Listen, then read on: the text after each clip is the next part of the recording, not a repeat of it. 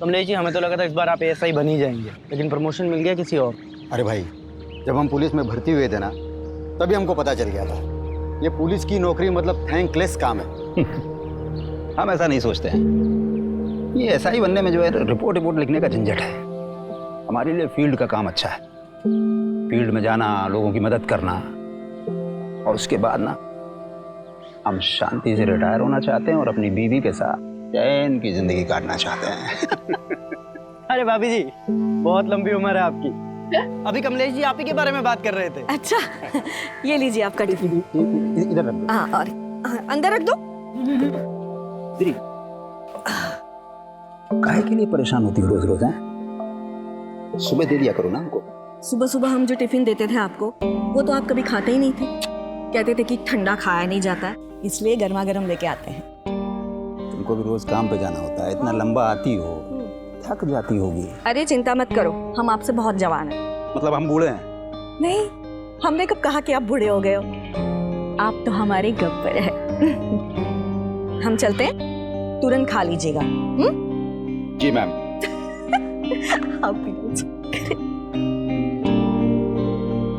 अबे मियाँ बीवी की बातें सुनना अच्छी बात नहीं होती। आओ खाना खाते हैं। कमलेश जी, आप वो किस्मत वाले जो आपको इतना प्यार करने वाली पत्नी मिली। बेटा ट्रिक होती है, बीवी के लिए कभी कभी गिफ्ट लाया करो, बाहर ले जाया करो घुमाने के लिए। क्या मजाक मस्ती चलिए, चलने की तैयारी करो। कहाँ चलना है मनीष? मनीष? मनीष सर, भूल गया? प्रमोशन हो गया है मेरा। जी सर। देख क्या रहे हो, मर्डर केस है। चलो। और है, चलो चलो चलो।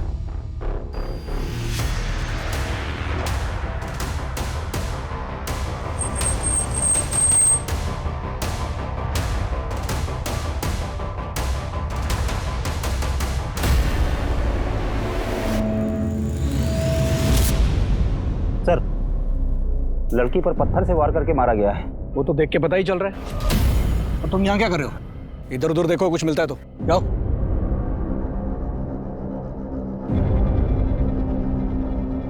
लगता है सर भी हुआ है।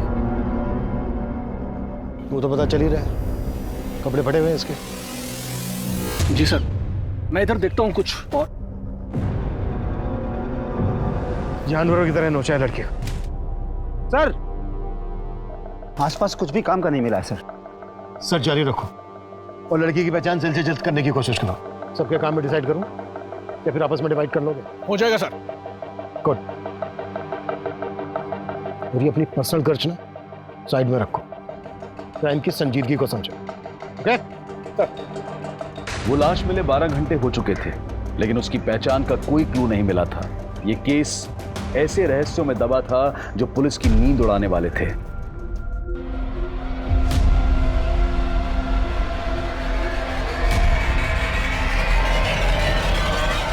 डॉक्टर? नहीं सर, इसके शरीर से सिर्फ एक ही आदमी का डीएनए मिला है। जिस तरह से इसको करके मारा गया, उससे तो यही लगता है कि किलर बहुत ही विकृत मानसिकता है।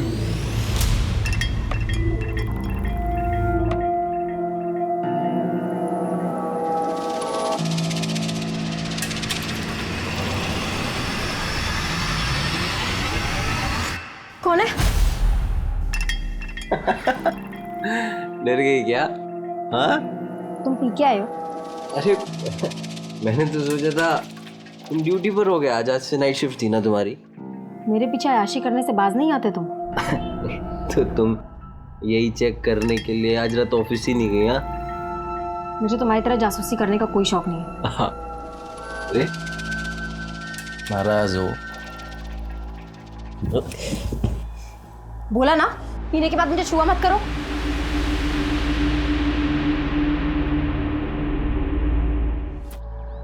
विक्रांत, क्या बात है? बड़ी फुर्सत में बैठे हो, कोई काम नहीं है क्या? रितु चाची, आप तो हमारे काम की हालत जानती है। प्रॉपर्टी में इतनी मंदी चल रही है कि सेल्स परचेस कुछ हो ही नहीं रही। अगर ऐसे ही चलता रहा ना तो दुकान का किराया निकालना मुश्किल हो जाएगा।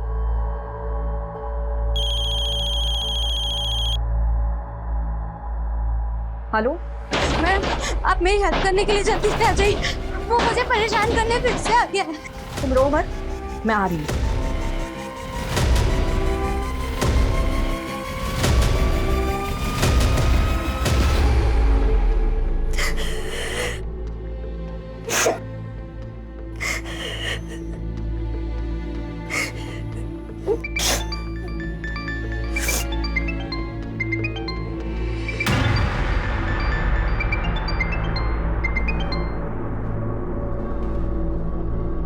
हेलो हेलो सलोनी,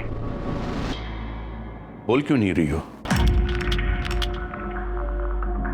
पैसों का इंतजाम नहीं हुआ क्या?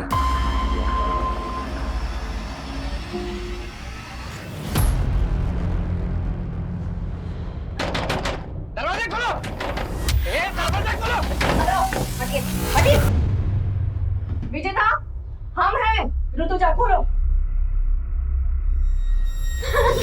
रो मत बेटा, मैं आ रही हूँ। ए, नाटक मत कर, समझी ना? अब भी तुम्हें एक घर को छोड़कर जाना पड़ेगा। अरे ऐसा कैसे घर छोड़ना पड़ेगा? ये सारी गलती आपकी है। हमारी? जी। अरे ब्रोकरेज के लालच में आकर आप ऐसी किराया दर दी हमको जिस तरह हो चुका था। इस लड़की का हुआ है तो इसमें इस बेचारी का क्या दोष? एक बात कान खोलकर सुन लीजिए, एग्रीमेंट के लॉकिंग टाइम तक आपने इसको जरा भी परेशान किया ना, अंदर करवा दूंगी। सर मैंने कई सेक्स ऑफेंडर्स को राउंड अप किया है, सबका रिमांड चालू है, लेकिन किसी ने मुंह नहीं खोला है। सर मैंने भी आसपास के थानों में पता किया, कहीं किसी लड़की की मिसिंग की कंप्लेंट नहीं हुई। तो हाथ पे हाथ रख के बैठ जाओ। नहीं सर, मैं सर्चिंग चालू है। सर मैंने कमलेश को सुपरवाइज करने के लिए कहा, लेकिन उसने कोई अपडेट ही नहीं दिया। अगर वो अपडेट नहीं देगा तो तुम फोन करके उससे नहीं पूछोगे? नहीं सर, मैंने उसको फोन किया था, लेकिन सर उसने उठाया नहीं।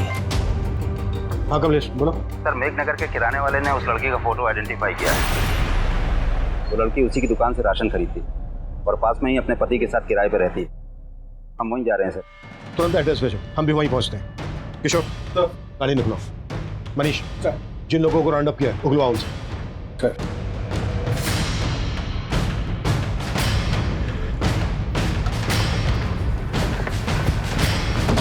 सर सर लड़की का नाम आरती है, अपने पति के साथ किराए पर रहती थी यहीं पर। मकान मालिक बगल में ही रहते हैं, ये सर हरिचरण, आरती के मकान मालिक। ताला खोलो। सर चाबी नहीं है, चाबी मेरे दूसरे घर पे रखी है सर। मैंने लड़के को भेजा है, वो चाबी लेके आता ही होगा। इस लड़की आरती का हस्बैंड कहाँ है? सर अभी तो कुछ पता नहीं, कई दिनों से यहाँ ताला लगा हुआ था। सर साहब आए थे तो मैंने विनोद को फोन भी किया था, लेकिन उसका फोन तो बंद आ रहा है। विनोद, ये आरती के हस्बैंड का नाम है? हाँ जी सर। कब से रह रहे थे ये दोनों यहाँ किराए पर? ये तकरीबन 7 महीने हो गए। ये है हमारा सिटिंग एरिया और ये है हमारा घर। पसंद आया तुम्हें?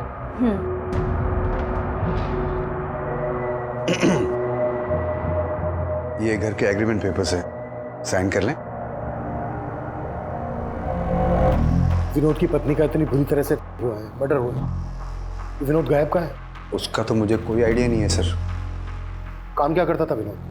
विनोद कहता तो था कि मैं जॉब ढूंढ रहा हूँ, लेकिन वो दोनों बहुत ठाठ से रहते थे सर। देख करके कभी ऐसा लगा नहीं कि उनको कोई पैसों की कमी हो। आरती जल्दी करो, मूवी शुरू हो जाएगी। हमेशा लेट।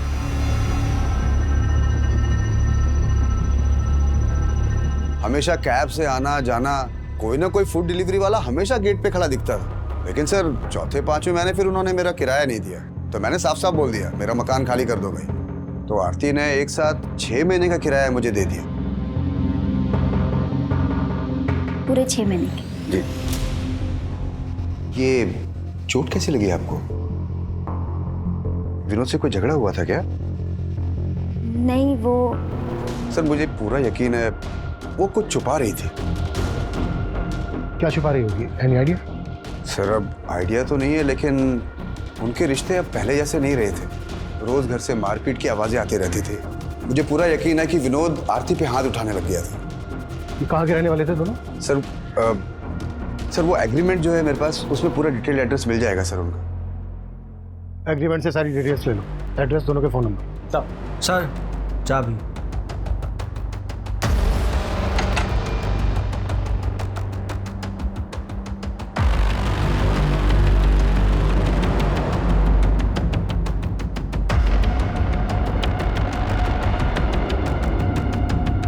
पूरे घर की तलाशी लो, कुछ भी छूटना नहीं चाहिए।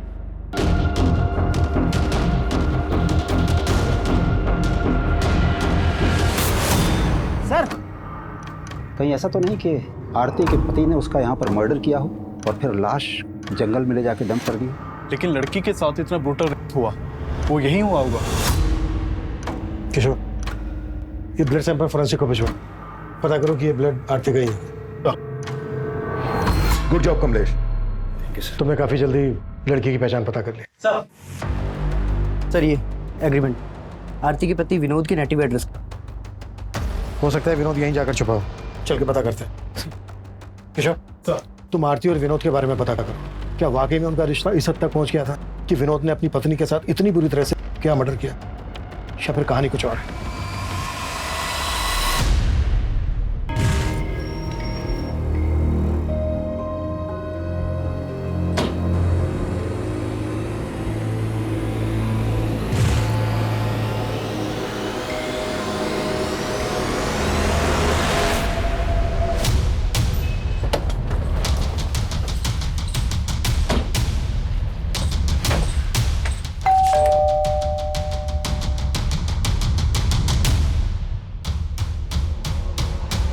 विनोद कहाँ है? हाँ विनोद, क्या लगता है तुम्हारा? वो मेरा बेटा है साहब, पर अब वो यहाँ नहीं रहता। लेकिन आप लोग यहाँ किस लिए आए हो? तुम तो ऐसे पूछ रहे हो जैसे तुम्हें कुछ मालूम नहीं है। मेघनगर में विनोद की पत्नी आरती की लाश मिली है हमें। बुरी तरह से हुआ है, उसका मर्डर हुआ है और विनोद गायब है। कहाँ छिपा है वो? साहब हमको इस बारे में कुछ नहीं मालूम, और हम तो वैसे भी 7 महीने से विनोद से नहीं मिले। असल में विनोद और आरती भाग कर शादी किए थे। और तुम इस शादी के खिलाफ थे? कहीं ऐसा तो नहीं है किसी बात का बदला लिया आरती से? नहीं साहब, मैं बता चुका हूँ आपको कि हम नहीं जानते कि आरती और विनोद कहाँ रहते थे। आरती के घर वाले कहाँ रहते हैं? क्या हमारी बेटी के साथ? किसने किया ये सब हमारी बेटी के साथ? उस विनोद के अलावा कौन होगा पापा? शक तो हमें भी विनोद पर ही है। आप लोगों को सच में नहीं मालूम था कि वो दोनों कहाँ रह रहे थे? क्या फिर आप लोग हमसे कुछ छुपा रहे हैं? हम आपसे क्या छुपाएंगे साहब? हम तो खुद पिछले 7 महीनों से बेटे का शक्ल देखने को तरस गए थे। उसने आरती को इतना बरगलाया था कि हमारी बेटी यहाँ से अपनी माँ के सारे गहने, रुपए, पैसे लेके उसके साथ भाग गई थी साहब। अब जब हमारी बेटी से उसका मन भर गया होगा तो उसने उसका ये हाल किया। हमें उस पर पहले से शक था साहब। वो सही आदमी नहीं था, लेकिन आरती नहीं मानी। वो हम सबको छोड़ के चली गई साहब। सर, आरती और विनोद, हम दोनों के घर वालों का भरोसा नहीं कर सकते। ऑनर किलिंग का भी एंगल हो सकता है। हो सकता है विनोद के घर वाले इसमें इन्वॉल्व हो। फिर भी दोनों फैमिलीज की एक्टिविटीज पे नजर रखो और विनोद के घर वालों के फोन नंबर सर्विलेंस पे डाल दो। शायद विनोद अपने घर वालों से कांटेक्ट करने की कोशिश करें। Yes sir.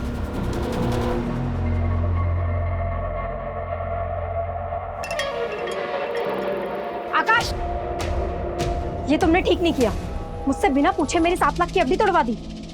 अकाउंट हम दोनों के नाम से था, उसमें मेरे भी पैसे थे। तुम्हारे सिर्फ 1.5 लाख रुपए थे।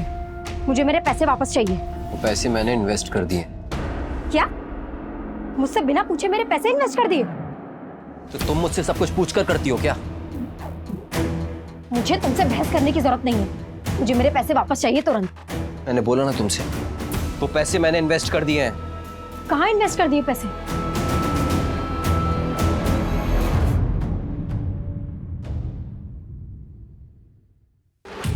सुनो, तुम जल्दी से छुप जाओ। कहीं भी जल्दी करो, छुप जाओ।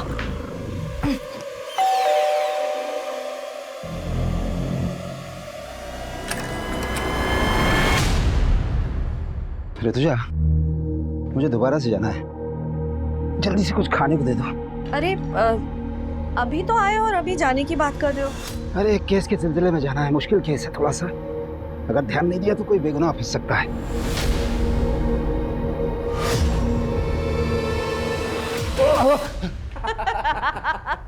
देखा मम्मी, पुलिस वाले भी डरते हैं। आप डर गए ना पापा? लेकिन अचानक हॉस्टल से तू यहाँ पर कैसे आ गया? अरे पूरे 3 महीने बाद आया है और ये मंडे फिर से चला जाएगा। हाँ वो सब तो ठीक है, लेकिन तेरी पढ़ाई ठीक चल रही है ना? पापा आप तो पढ़ाई की बात मत करो ना। हम आप ही का वेट कर रहे थे। बहुत जोरों की भूख लगी है, मम्मी खाना खिलाओ ना। चलो चलो, मुझे भी जाना है।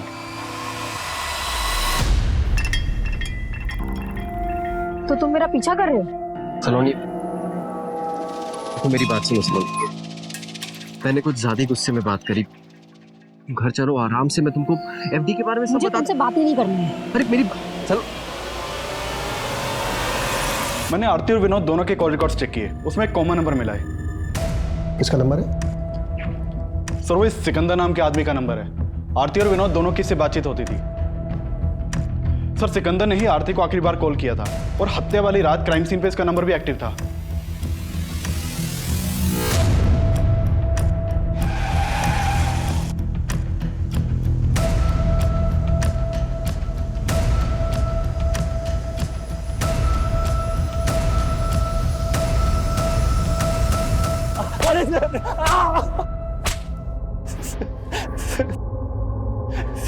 सर मैं सच कह रहा हूँ, मैंने आरती के साथ कुछ नहीं किया।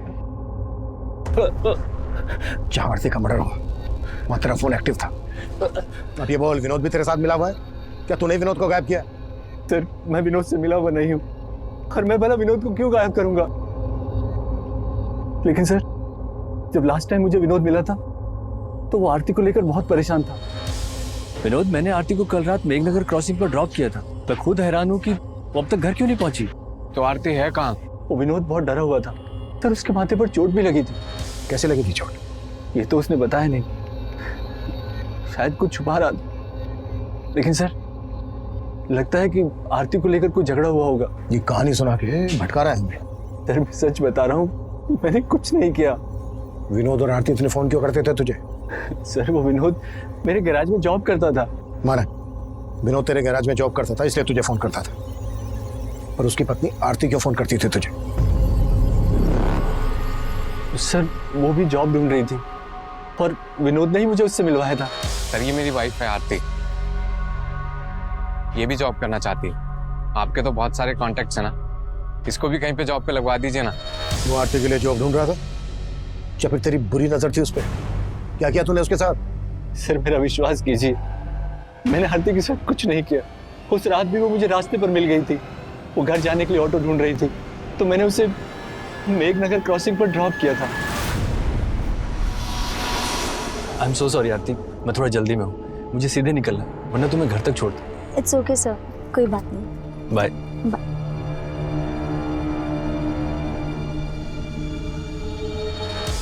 उसके बाद क्या हुआ मुझे कुछ नहीं पता सर। ये कहानी बनाना बंद कर, 5 मिनट के बाद सब उठने का। साले सर ऑटो ऑटो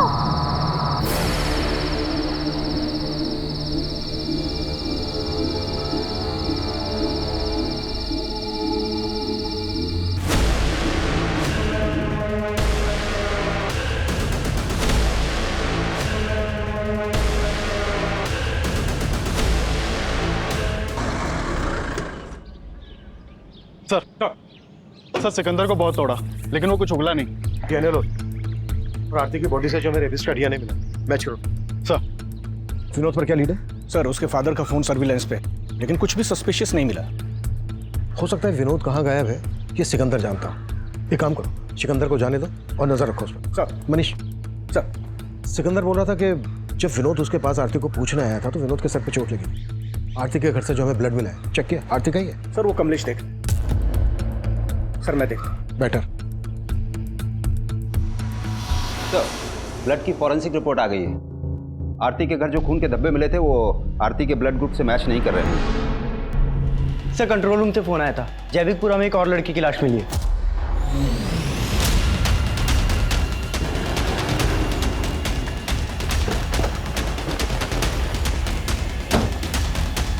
पीछे हो जाओ।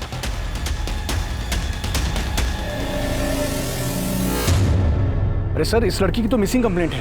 आकाश इसके पति ने इसकी कंप्लेंट लिखवाई थी और इसका नाम सलोनी।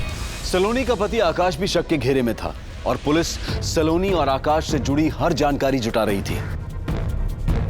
वहीं आरती के केस में आरती के पिता और भाई की भूमिका भी संदिग्ध नजर आ रही थी।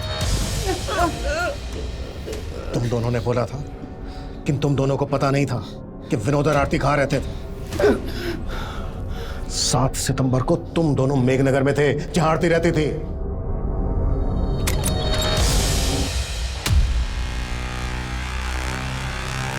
अंदर देखो।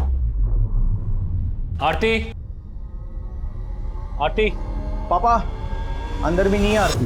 कहाँ है आरती? आरती नहीं है यहाँ पापा।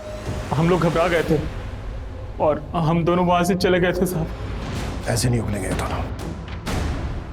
कटस इन पैसे भरोसा नहीं कर सकते। इनका भी डीएनए लो और एपिस के डीएनए से मैच करवाओ। सर। हाँ मनीष बोलो। सर ये सलोनी और आकाश की आपस में बनती नहीं थी। पड़ोसियों ने कहा कि वो आपस में काफी झगड़ा करते थे और उसी की एक कुलीग ने कहा कि वो तो अपने पति से डाइवोर्स लेने तक की बातें कर रही थी। सर ये क्या बोल रहे हैं आप? सर झगड़े किन मियां बीवी के बीच में नहीं होते। ड्रामा बंद करिए, सब पता है हमें। सलोनी की हत्या से 3 दिन पहले तूने तेरी और सलोनी की 7 लाख की एफडी तोड़वाई थी। और क्या क्या किया तूने, अब ये तो हमें बता। सर मैं सच कह रहा हूँ, मैंने कुछ नहीं किया। जरूर इस सब में उसके चाचा का हाथ है। वो उससे 12 लाख रुपए मांगकर उसको टॉर्चर कर रहे थे सर। क्या? जी सर, सलोनी के पेरेंट्स की डेथ के बाद सलोनी के चाचा ने उसके घर पर कब्जा कर लिया था और उसे 12 लाख की मांग कर रहे थे कि अगर वो 12 लाख रुपए दे दे तो वो घर छोड़ देंगे। और सलोनी पैसा देने के लिए तैयार भी हो गई थी, इसलिए मैंने वो एफडी तोड़वाई थी सर। मुझे तुमसे बहस करने की जरूरत नहीं है, मुझे मेरे पैसे वापस चाहिए तुरंत। मैंने बोला ना तुमसे, वो पैसे मैंने इन्वेस्ट कर दिए हैं। देखो आकाश, प्लीज मुझे मेरे पैसे वापस कर दो। मुझे चाचा को 12 लाख रुपए का इंतजाम करके देना है। वो तुम्हारा अपना घर है, अपने घर के लिए तुम 12 लाख क्यों दोगी? वो पैसे तो मैंने बचा लिए, लेकिन बाद में मैंने चेक किया तो घर से सलोनी के गहने गायब थे। घर से सलोनी के गहने गायब, और ये बात तू हमें अब बता रहा है? सर मैंने कल रात में ही चेक किया था। अरे ऋतुजा जी आइए आइए। दरअसल हम आप ही के बारे में इनसे बात कर रहे थे। अच्छा, हाय विष्णु, नमस्ते, बैठिए। Nice to meet you. वैसे विक्रांत भाई आपके बारे में बड़ी तारीफ कर रहे थे। अच्छा, दरअसल वो अपना दफ्तरगंज वाला एरिया है ना, वहाँ की जमीन इन्हें पसंद है, खरीदना चाहते हैं। बस इनकी एक छोटी सी डिमांड है। डिमांड? जी, और वो डिमांड सिर्फ आप ही पूरी कर सकती हैं। लेकिन आपकी डिमांड क्या है?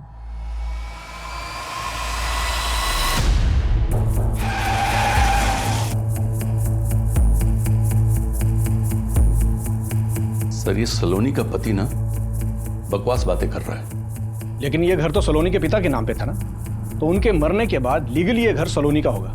आप यहाँ क्या कर रहे हैं? मैं यहाँ क्या कर रहा हूँ? अरे हम यहाँ पे रह रहे हैं, इसका मतलब ये नहीं है कि हमने कब्जा कर लिया है। लेकिन सलोनी के ना रहने से कब्जा तो आप ही का होगा ना? सर आपके कहने का मतलब क्या है कि हमने सलोनी का हत्या करवा दिया?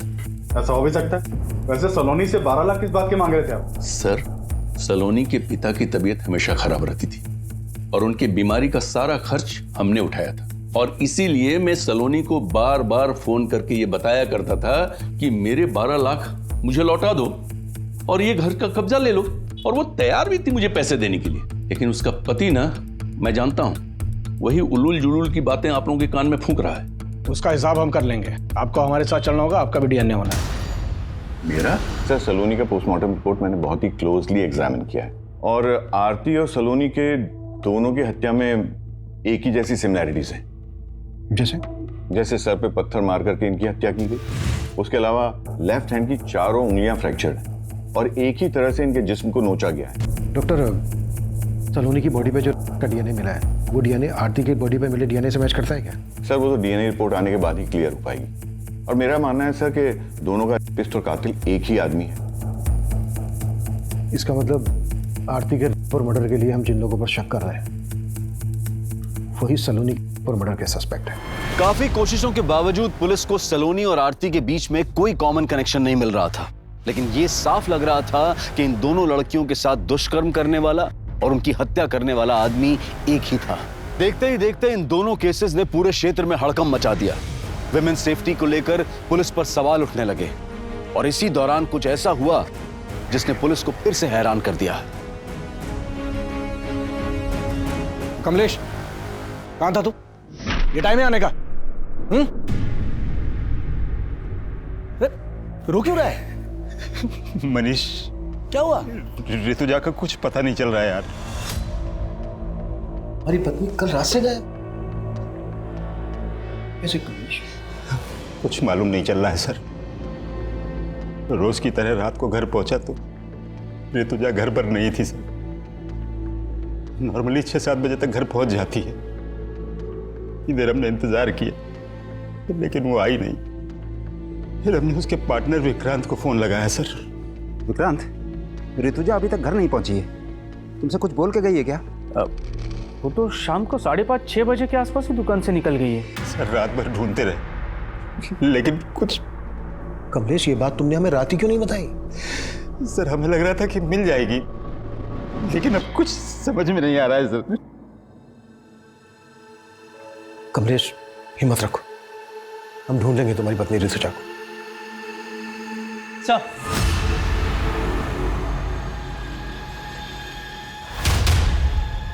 हामिद बोलो। हाँ सर, वो आरती के पति विनोद का फोन कानपुर में ऑन हुआ था। कानपुर पुलिस से कांटेक्ट करो, इसकी अपडेट दो हमें, शायद वहां से हमें कोई लीड मिल जाए। सर,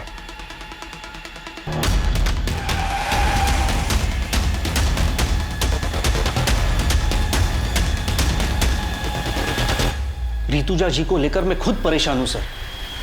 मुझे समझ में नहीं आ रहा कि वो कल रात घर क्यों नहीं गई। कल ऋतुजा जी कितने बजे निकली थी यहाँ से? करीब 5:30 बजे। विक्रांत, वो राजीव नगर वाला घर अगले महीने खाली हो रहा है, तो उसके लिए किराएदार ढूंढना है। हम चलते हैं, बाकी की बात सुबह करेंगे। और उन्होंने आपको बताया था कि वो कहाँ जा रही हैं? नहीं सर, बताया तो नहीं था, लेकिन मुझे तो लगा कि वो घर ही गई होंगी। आपको किसी पे शक है? शक तो नहीं है सर, लेकिन हाँ, एक बात थी जो मैं कमलेश जी को फोन पे बताना भूल गया। कैसी बात? सर, कल एक विष्णु नाम का आदमी आया था। हमारा दफ्तरगंज वाला एरिया है, वहां की जमीन खरीदनी थी उसे, लेकिन उसकी एक डिमांड थी जो ऋतुजा जी को पसंद नहीं आई। आपकी डिमांड क्या है?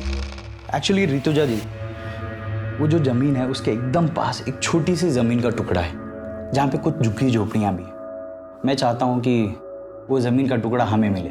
वो जमीन उन आदिवासियों की है, आपको कैसे मिल सकती है? तो उनको कुछ पैसे दे देंगे ना, इसमें कौन सी बड़ी बात है। देखिए, हमें वो जमीन का टुकड़ा चाहिए और हम जानते हैं कि वो काम सिर्फ आप करवा सकती हैं। वैसे भी आपके पति तो। उठ जाइए, उठ जाइए और निकलिए यहाँ से। आप बदतमीजी कर रही हैं। तो क्या हाथ उठा के बात करें? ऋतुजा जी ने जिस तरह उसे भगा दिया, हो सकता है उसी ने उसका बदला लिया हो। कौन था ये आदमी? इसका कुछ नाम एड्रेस मालूम है आपको? हाँ सर, बताएं। सर, कमलेश जी की बीवी ऋतुजा का फोन कल रात हरिनगर एरिया में बंद हुआ था। कमलेश से पूछो कि हरिनगर में उसकी जान पहचान वाला कोई रहता है क्या? सर, हमने कमलेश जी से बात की है, उनका कहना है कि वहाँ उनका ऐसा कोई भी नहीं रहता जहाँ ऋतुजा जा सके। तो पूरे हरिनगर में अच्छे से पूछताछ करो। सर, एक तरफ हेड कांस्टेबल कमलेश की पत्नी ऋतुजा की तलाश की जा रही थी, तो विनोद को भी एक प्राइम सस्पेक्ट मानकर ढूंढा जा रहा था। दोनों क्राइम सीन्स के एरिया के आसपास मौजूद कई सीसीटीवी फुटेजेस को लगातार खंगाला जा रहा था। वहीं ऋतुजा के पार्टनर विक्रांत के बयान के आधार पर अब विष्णु बिष्ट को भी तलब किया गया। सर, ऋतुजा जी ने जब मना किया तो मैंने बात वहीं खत्म कर दी। बात खत्म नहीं हुई। ऋतुजा ने जलील करके निकाला था तुझे, बुरा तो लगा? सर, लगा था, लेकिन मैं वहां पे अपनी मर्जी से नहीं गया था। मुझे विक्रांत ने फोन करके बुलाया था। विक्रांत ने? जी। उन्होंने कहा था कि ऋतुजा मेरा काम करवा देगी, लेकिन उसने तो उसके मुंह के सामने ही मना कर दिया। फिर मैं वहां से चला गया। सर, हरिनगर के जंगल में कमलेश की बीवी ऋतुजा की लाश मिली है।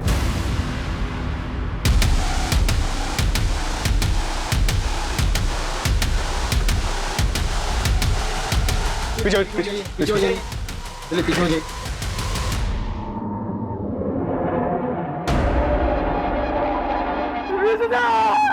आप तो हमारे गब्बर है।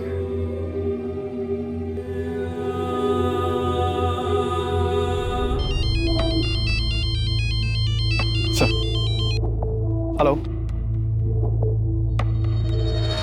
ठीक है सर, विनोद कानपुर में पकड़ा गया है।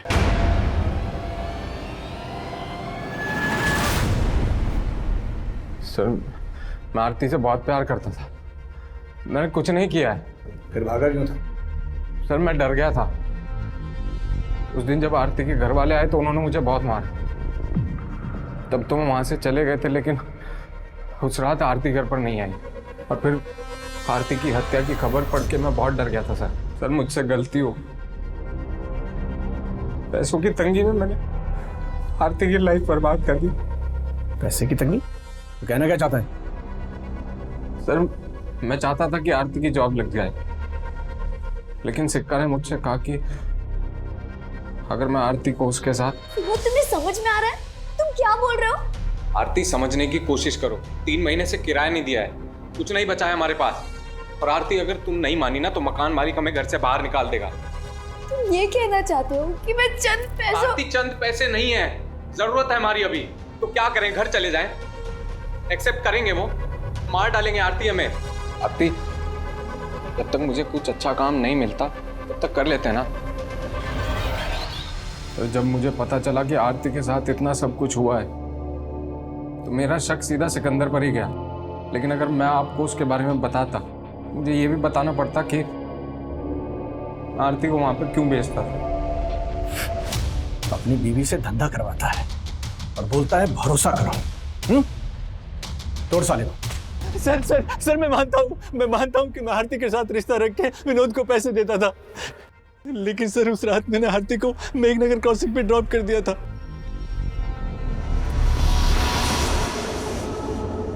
उसके बाद आरती के साथ क्या हुआ मुझे सच में कुछ नहीं मालूम सर। आरती के अलावा और किन किन लड़कियों के साथ रिश्ता है तुम्हारा? बहुत सी लड़कियों के साथ, लेकिन सर मैंने किसी को मारा नहीं, सच। ये सलोनी है, इसके साथ भी तुम्हारा रिश्ता था? नहीं सर, मैं इसे नहीं जानता।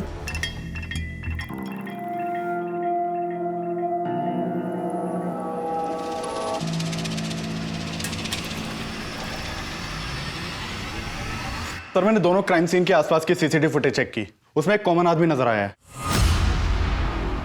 ये देखिए सर, ये आदमी मेघनगर में आरती के पीछे जाता हुआ दिख रहा है और जैविकपुरा में सलोनी के पीछे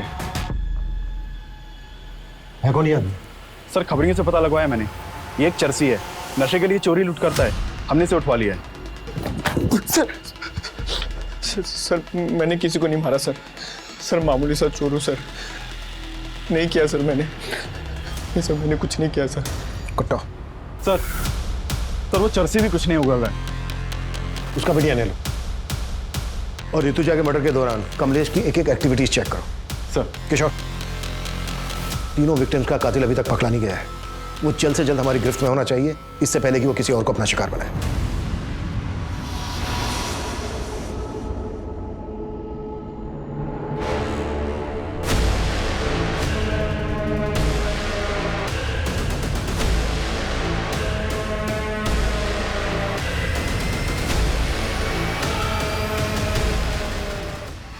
सर वो दोनों लड़के को सर मैंने ही मारा है सर, लेकिन तीसरा मर्डर मैंने नहीं किया सर।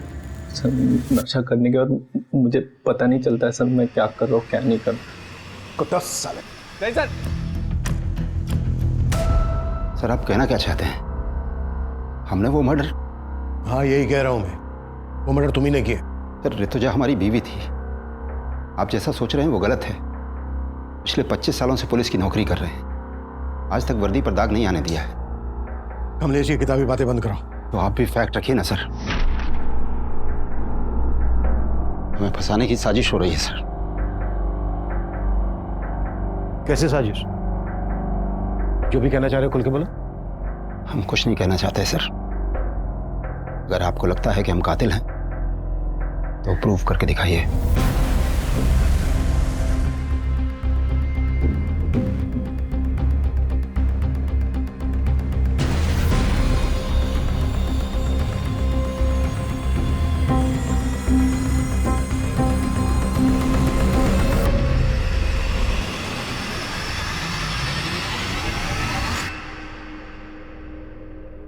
हेलो डॉक्टर, ऋतुजा की पोस्टमार्टम रिपोर्ट का क्या स्टेटस है?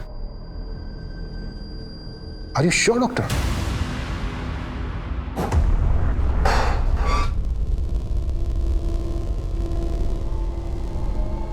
सब क्या है ये सब? इतने सालों काम करने की तुम प्रूव करने की बात कर रहे थे ना, अब हम प्रूफ के साथ आए। कहना क्या चाहते हैं आप? ऋतुजा की बॉडी पर खरोंच के निशान पर्पसली बनाए गए, वो भी तब जब वो मर चुकी थी, उसके मरने के बाद। अभी बात हुई मेरी डॉक्टर से, डॉक्टर का कहना है कि ऋतुजा के गले पे जो बाइट मार्क है वो आरती और सलोनी के गले पे मिले बाइट मार्क से बिल्कुल अलग है, मतलब अलग आदमी का है। डॉक्टर ने यह भी बताया कि ऋतुजा का नहीं हुआ था, जबकि आरती और सलोनी का हुआ था। आरती और सलोनी के केस का एमओ ऋतुजा के मर्डर करने के लिए इस्तेमाल किया गया है। अब सवाल यह बनता है कि आरती और सलोनी के केस के एमओ की बारीकी हमारी टीम और पोस्टमार्टम डॉक्टर के अलावा किसी और को तो मालूम नहीं थी। हमने ना ही किसी अखबार में दिया, ना ही सोशल साइट पर। यह एमओ कुछ ज्यादा ही परफेक्टली इस्तेमाल किया गया, इसलिए हमें तुम पर शक हुआ। और हमने जब तुम्हारे घर पे नजर रखी तो हमें कलसी नाम की लड़की के बारे में पता चला। रिश्तेदार है ना तुम्हारी। हमने कलसी और तुम्हारे बेटे सरंत दोनों को उठवा लिया। सर, हम और सारंत एक दूसरे को बचपन से जानते हैं। हम अपनी सारी प्रॉब्लम्स हमेशा सारंत के साथ ही शेयर करते थे और हमें पता ही नहीं चला कि हम कब एक दूसरे के करीब आ गए। तुम दोनों तो कजन हो ना, फिर भी। सर, हमसे एक बार भूल हो गई थी। हमने सोचा दोबारा ऐसा नहीं करेंगे, लेकिन ऐसा नहीं हो पाया सर। मैं उस वीकेंड पे हॉस्टल से सीधा घर पे आया था और मम्मी पापा के एब्सेंस में सारंग, बेशरम, ये क्या कर रहा है तू? और तू शर्म नहीं आई तुझे?